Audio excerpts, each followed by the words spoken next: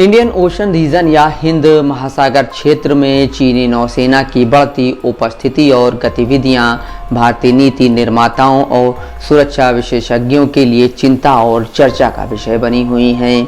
साल 2020 में पूर्वी लद्दाख की गलवान घाटी में हुई सैन्य झड़प के बाद से दोनों देशों के बीच तनाव की स्थिति बनी हुई है। भारत और चीन के बीच लंबे समय से सीमा विवाद चला आ रहा है। पिछले 3 साल से ये और भी ज़्यादा गहरा गया है। सुरक्षा जानकारों की माने तो ये तनाव हिंद महासागर में भी महसूस हो रहा है, क्योंकि दोनों ही देश इस इलाके में अपना दबदबा बनाना चाहते हैं। पिछले कुछ दशकों में चीन ने तेज़ी से अपनी नौसैनिक क्षमताओं का आधुनिकीकरण किया है। चीनी नौसेना ने विमान वाहक जहाज़ों, सतही युद्धपोतों और सैन्य पनडुब्बियों को बड़ी संख्या में अपने बेड़ों में शामिल किया है। हिंद महासागर में चीन जिस रणनीति को विकसित करता दिख रहा है उसे स्टिंग ऑफ पल्स के नाम से जाना जाता है।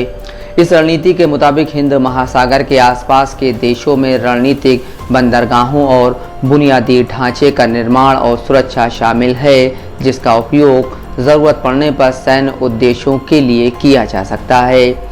माना जाता है कि ये पल्स चीन की ऊर्जा हितों और सुरक्षा उद्देश्यों की रक्षा के लिए मध्य पूर्व से दक्षिण चीन सागर तक समुद्री मार्गों पर कई देशों के साथ रणनीतिक संबंध बनाने में मदद करने के लिए बनाए जा रहे हैं। चीन हॉर्न ऑफ अफ्रीका में, जिबूती में और पाकिस्तान के ग्वादर में बंदरगाह बना रहा है। साथ ही उसने श्रीलंका के हबनटोटा को 99 साल के लीज पर ले लिया है। यह बंदरगाह चीन को हिंद महासागर क्षेत्र में अपनी नौसैनिक पहुंच और प्रभाव बढ़ाने में मददगार है।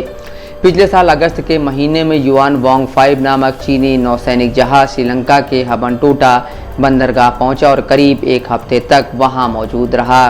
उस वक्त चीन ने कहा था कि यह जहाज आवश्यक वस्तुओं की आपूर्ति करने के लिए हबनटोटा में रुका है और जिस तरह के समुद्री वैज्ञानिक अनुसंधान से जुड़े काम ये जहाज़ करता है वो अंतर्राष्ट्रीय कानून के मुताबिक है।